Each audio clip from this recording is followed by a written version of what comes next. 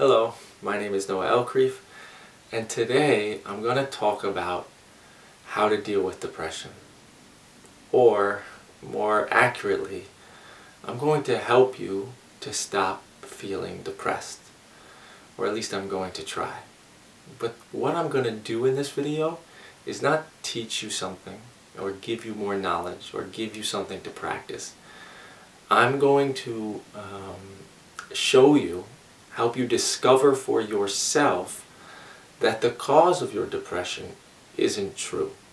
So that won't make much sense right now, but hopefully by the end of the video, not only will that make sense, but you will be feeling a significant amount of relief, or much more peaceful.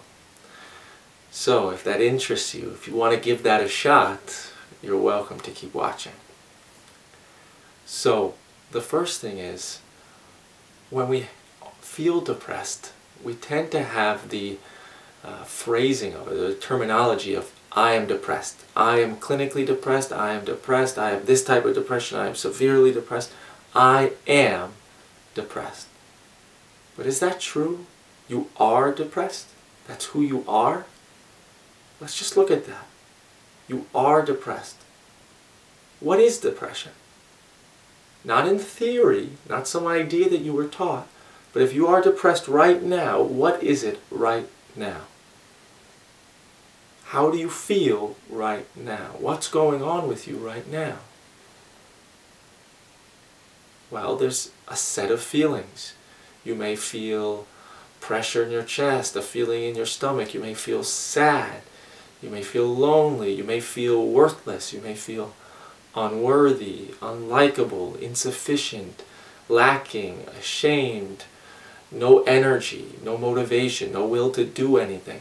Something along those lines. So what you have in this moment is a feeling or a set of feelings, right? A combination of feelings. That's what you have right now. It's not that you are depressed.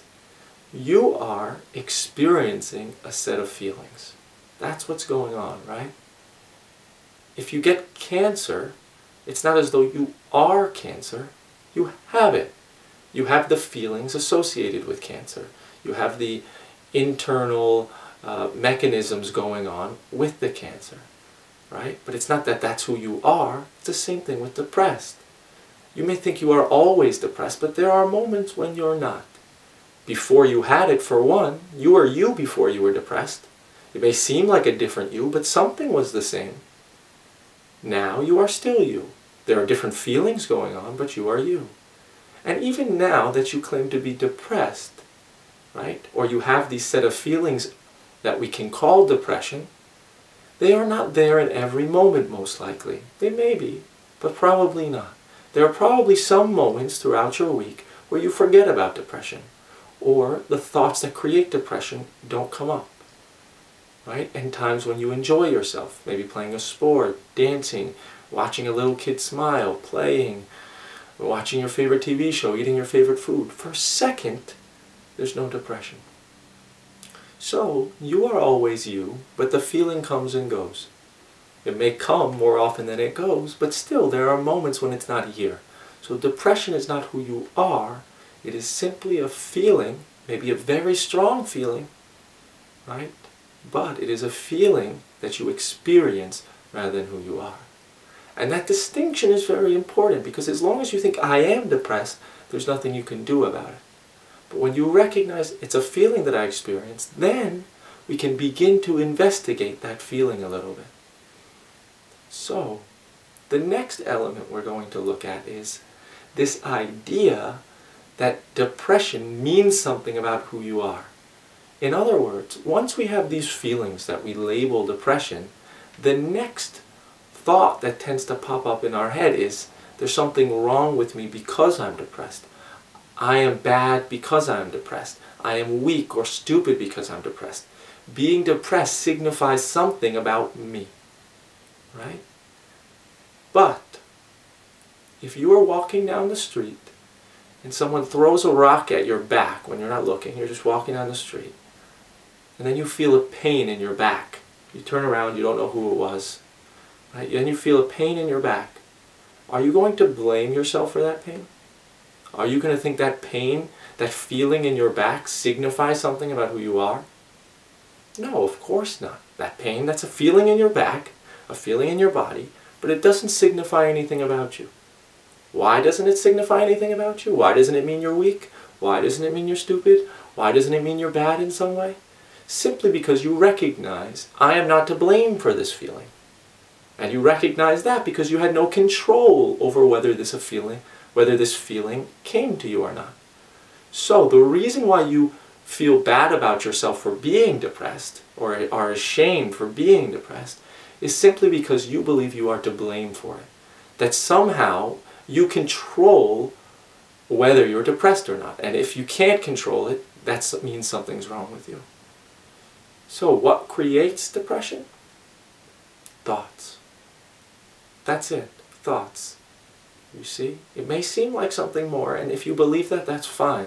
I'm just going to present it in a slightly different way than you may have heard it before, or maybe drastically different way. And you might come to a new conclusion. You might not. Either way, allow yourself to be open to the possibility that it is created by thoughts. So, normally, when we go throughout our day, it seems like we just have that feeling of depression always. But in any moment that you're distracted from thoughts, right, there's no feeling. The feeling is gone in any moment that we're distracted from thoughts. A situation can't create depression, because in some moments that situation is the same, the depression won't be there. You forget about it. Our appearance can't create depression, because in some moments that we have the same appearance, there's no depression. Right? But in any moment that you stop and then think about what's wrong with you, and about what's bad in your life, and about how bad your situation is, all of a sudden there'll be feelings rapidly arising. Right? I mean, just take a moment now to think about how bad your life is and how bad something is wrong with you, or whatever story tends to be going on in your mind all the time, on repeat, that corresponds with a certain feeling in your body.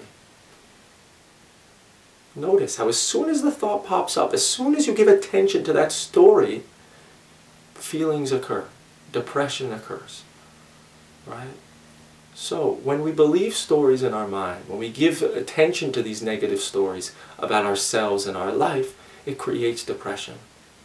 So depression only means something about you if you have control over these thoughts and whether you believe them and give attention to them.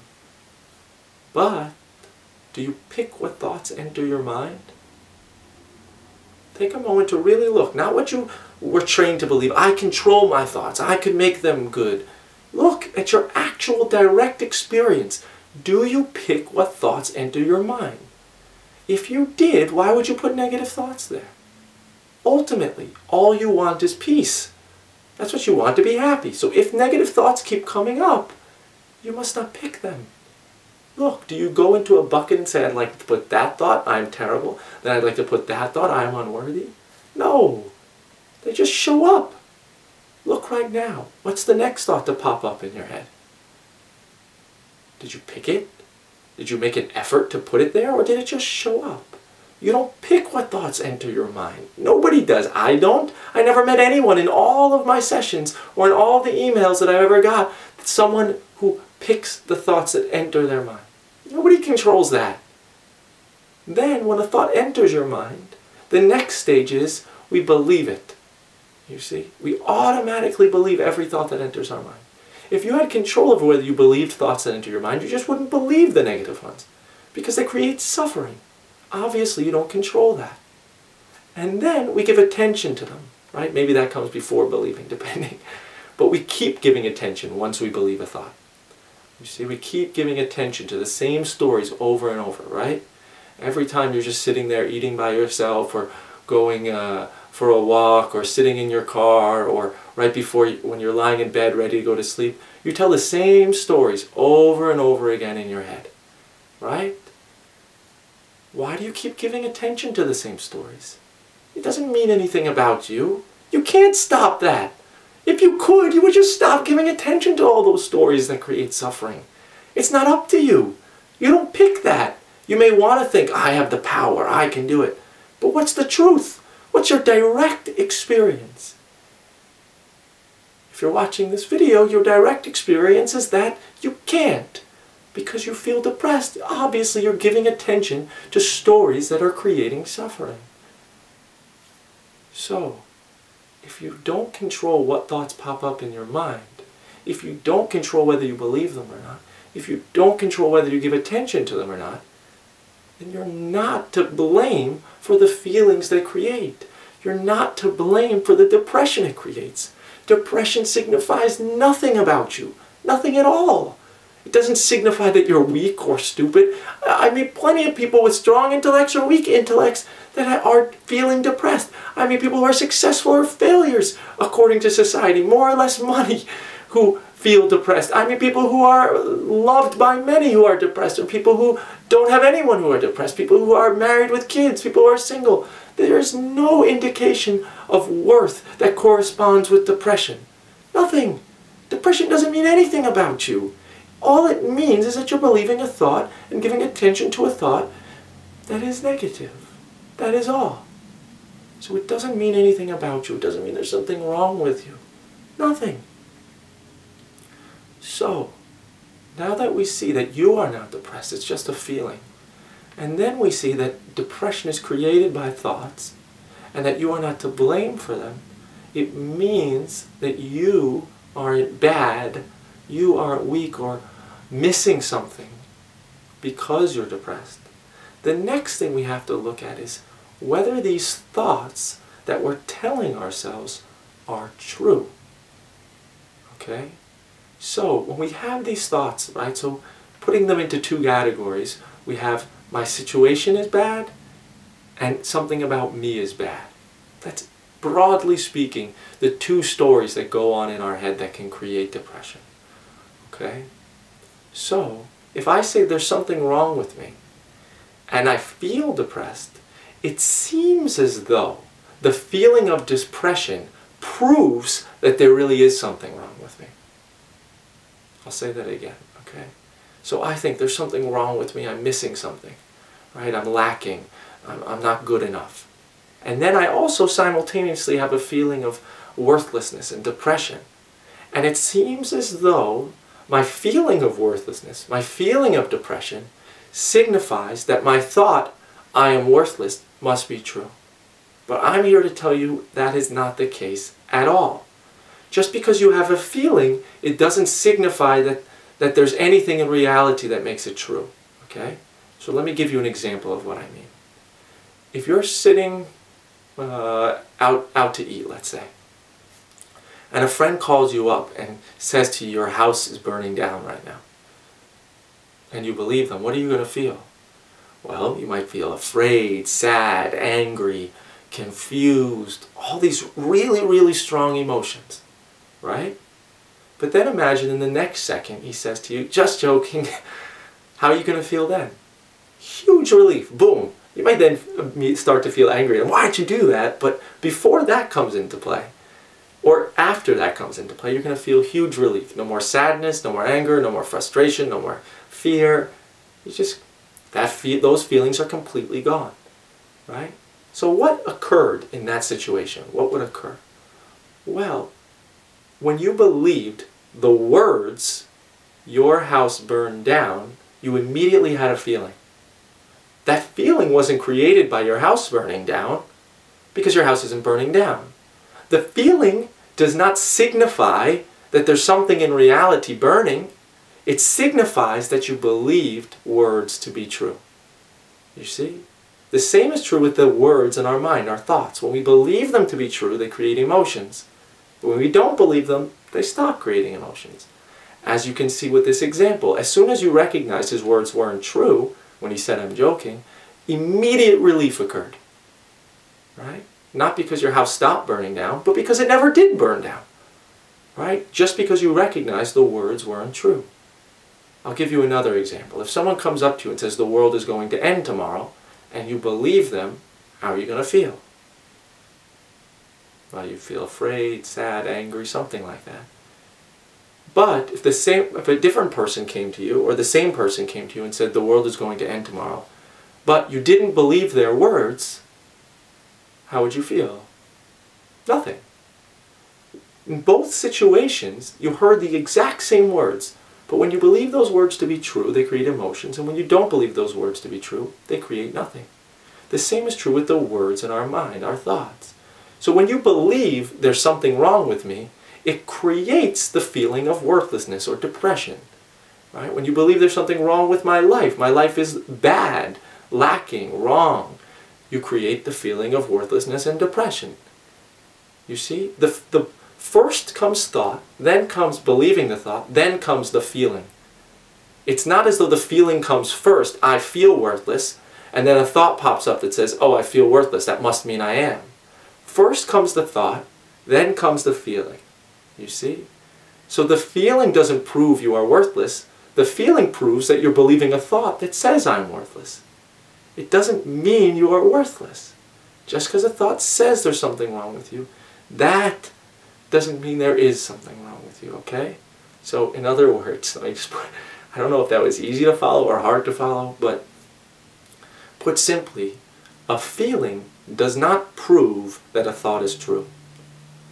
Okay? A feeling, an emotion, depression, worthlessness does not prove that a thought is true. Because a feeling is only created by believing a thought is true. Okay? So, next we have to look at, are these thoughts true? Are these thoughts that I have about myself and my life true? Well, so like we said, there's kind of two categories, which is my situation is bad and something about me is bad. So first let's look at my situation is bad. Something's wrong with it. So when we say that, we're saying it based on our own unique set of experiences in life and what we've been taught about what is good and bad. So the first question to ask yourself, so what we're going to do is I'm going to pose questions to you to help you discover for yourself that your situation might not be as bad as you thought. Okay? So, is it possible that there are other people in the world that could think your situation is actually really good? Right? So maybe you live in an apartment, but you think that's bad because you should be living in a house. But could some people in the world think it's amazing that you live in an apartment that has electricity and light? Or maybe you have a sickness, but could other people with different sickness think, you're so lucky that you have that one instead? I mean, just think about it. You may think you're going through something really bad, but ask yourself, would I consider this to be bad on like a global scale? On the real genuine scale of good to bad in terms of how I see good and bad? You might realize it's not as bad as you thought. Another way to recognize that your situation might not be that bad is to simply look at cause and effect a little more closely. So, if you get fired from your job, what are you going to think? Is that good or bad? Well, it seems obvious. That's obviously bad. But is it possible that if you get fired from your job, a couple weeks later you meet someone that gives you a job that was much closer aligned to what you really like doing and what you're really good at, and you become much more happy in this new job? Is that possible? Of course that's possible. If you get that job and you're much happier, then a couple of years later someone asks you, was it good or bad that you got fired? You're going to say, it was good for my life that I got fired from my last job. So when you make the declaration, the decision, the conclusion that what happened to me was bad, or this is bad, you're unknowingly saying, I know the future. I know what all the millions of effects are of this particular event, situation, outcome, and they all add up to being bad for my life. But you don't know that to be true. Look, can you think of some potential good effects that could come from your current situation or from an event that happened? Look, really try it out. Can I think, is it possible? Is it possible that this situation could lead me to more happiness? Could lead me to something good that I want? Of course it can.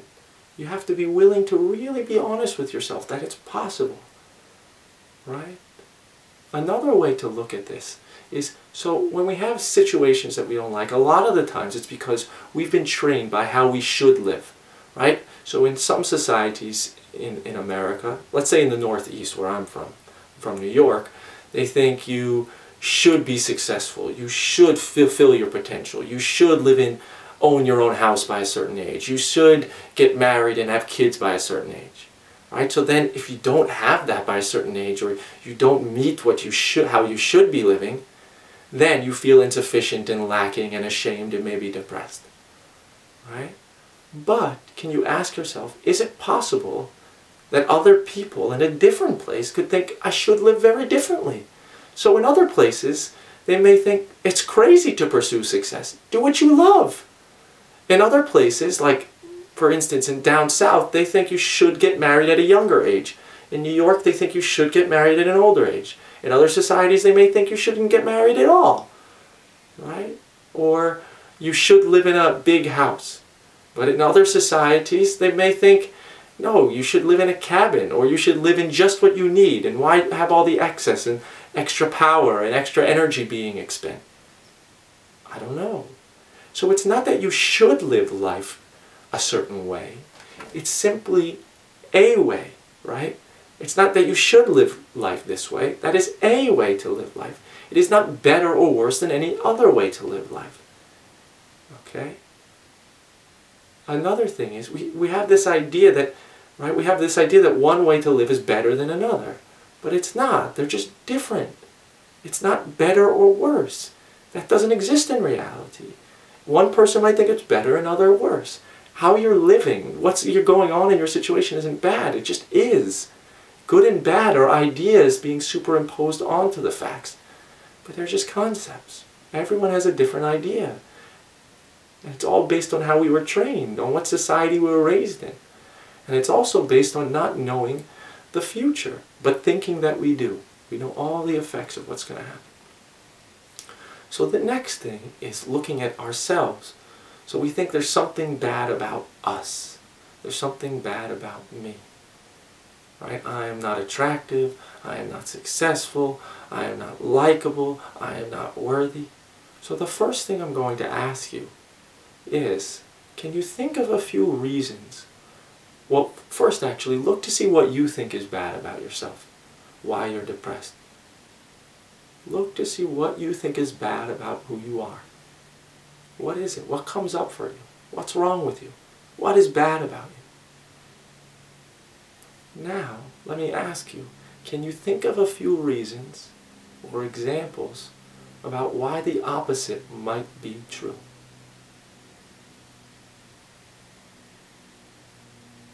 So you think your body is unattractive. Can you think of a few examples of things you like about your body? You may think you're unlikable, but can you think of a few examples of times when you were likable, or a few reasons about why you are? If you think that you're not successful or whatever, you can think of a few reasons why you maybe are successful. See if you can come up with a few reasons as to why the opposite is true, could be true. See, because if you can recognize that the opposite could be true, then you might realize, I don't know that I'm unattractive. I don't know that I'm not funny. I don't know that I'm unlikable. I don't know that I'm unworthy. I don't know. Maybe I am worthy. I can come up with a few reasons why I might be. Another thing to look at is to ask yourself, could other people think the opposite is true? So we may not like our body. Maybe we have extra weight, right? Well, some societies, some cultures, some perspectives, right, would be they like more weight. Some like skinnier, some like heavier. Some like darker skin, some like lighter skin. Some guys want girls who are successful. Some want girls who are have a job that works less hours. Some girls want someone that is really high-powered, and some want one that's more vulnerable and nice. Everybody wants something different. Everybody's attracted to something different, depending on where they're from, their unique set of experiences, all that stuff. So just ask yourself, could somebody else, maybe in a different society, maybe something different than I'm used to, think the opposite that I think about myself? Is that possible? And if it is, how do I know my opinion is somehow true? It's just a perspective. It's not real. It's not true. You see? The last thing, and perhaps the most important thing that I want to explain, is simply that we confuse what we want with what we think will get us what we want. So let me ask you a question. What is the number one most important thing in your life? What do you want more than anything else in your life? Number one, what do you want most? What do you want to get, achieve, acquire, feel, whatever? Take a moment and really look for yourself. Try to answer that question. What is number one most important thing that I hope to have, feel, get in my life? Do.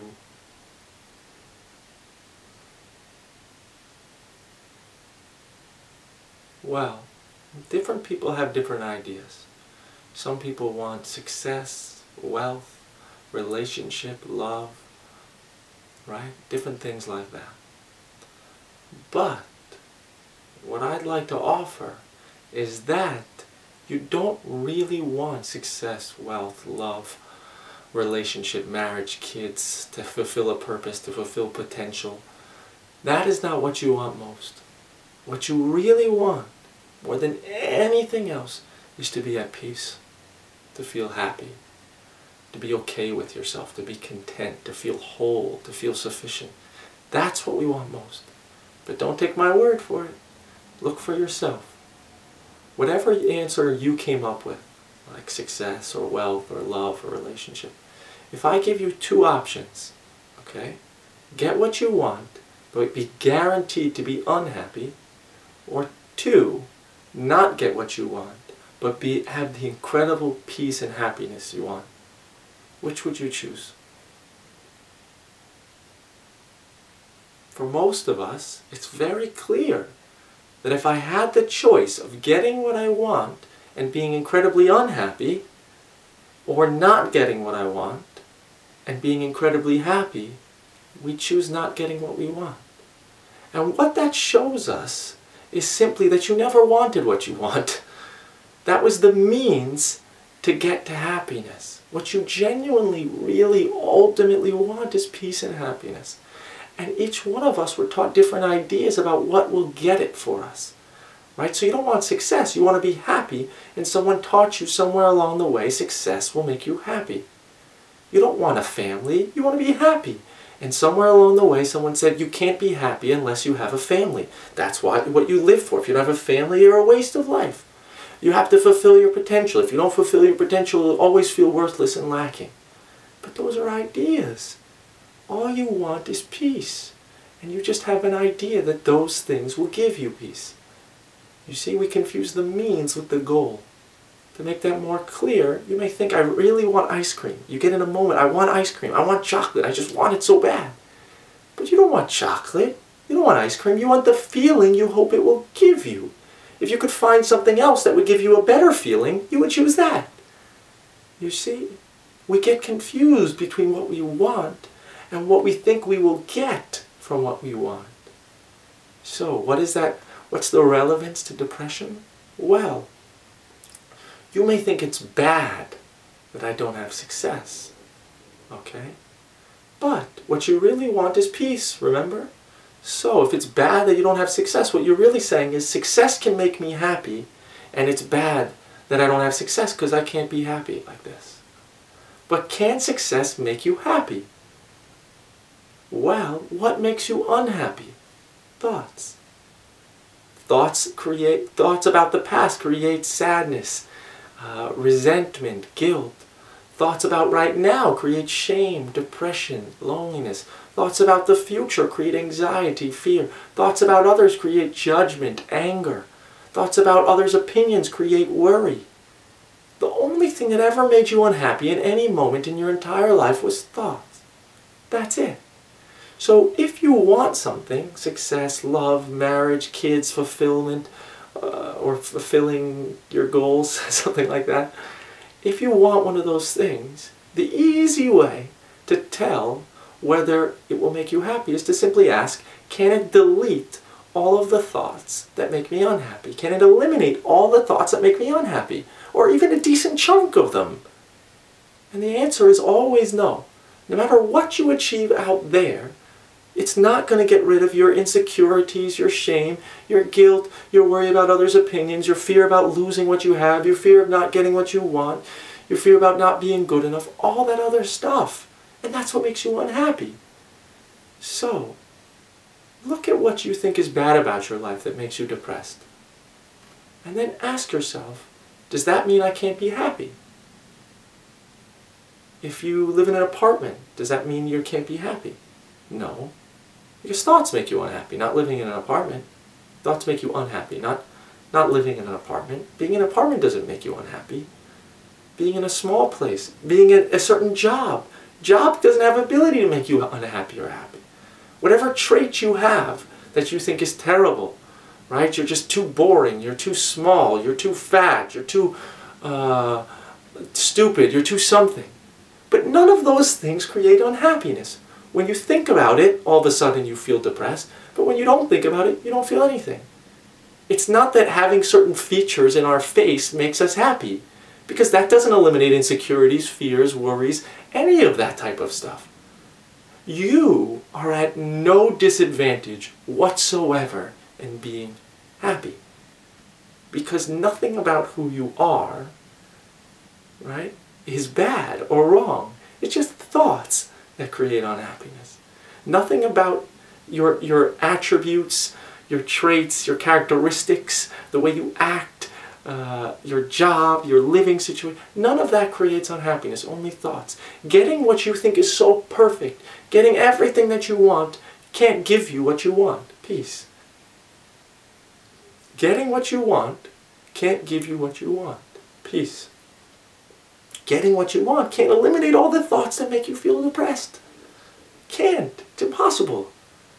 You see, you are at no disadvantage for being in peace. You, just like the person who has the dream job and the looks that you think are wonderful, those people, in order to be happy, they have to eliminate the thoughts in their head. They have to look at what they are and disbelieve them and recognize they're not real or true in order to be happy. You have to do the same thing. The process for you to become happy is the same as the other people. I deal with all different types of people. The people who you would think who are depressed and all this other stuff, or who have lives that they think are successful or unsuccessful, failure or not, lovable or not. Everybody, I speak to everyone. And everyone goes through the exact same process. Look at what thoughts are creating your unhappiness and then recognize they're not true. You're at no disadvantage. You may think I'm at a disadvantage because I'm depressed. Maybe they're a little happier. But I have wonderful news for you. Oftentimes, the people that are most depressed are the people that end up with the most peace. Why? Because it opens you up. You see? It opens you up. When you're depressed, you recognize, to some extent, I failed at getting happy. I don't know how to do it. I don't know how to make myself happy. I give up. You see? And then you become more open to discovering what's true. So, being depressed might be the greatest gift you ever got to make you happy, to give you peace. I've seen it happen too many times to discount that, to say, oh, it's so bad that you're depressed. When I see someone depressed, I don't see that's bad and feel bad for them. I see, oh, maybe they'll end up in peace. I don't know. I don't see anything. I'm just here with you. You see, I have no idea whether it's good or bad for your life. But I've seen so many times it ends up helping someone to have more peace. You see? So, whatever's going on in your life, whatever experience you have, whatever situation, whatever your looks are, whatever anything, ask yourself, is it possible that this is giving me an experience I need to help me discover something that ultimately leaves me in peace? You see that? Is it possible that this, what I'm going through, can give me something, help me recognize something, help me discover something that leaves me in peace? Because the only thing that leaves us in peace is discovering that the thoughts in our head aren't real or true. That's it. That's all. So, I think that's all I'm going to say in this video. I hope it made sense. I hope you enjoyed. I hope you feel some relief. But if not, that's okay. And I'm sorry, I guess. So, Thank you for watching, and I'll see you soon. Bye.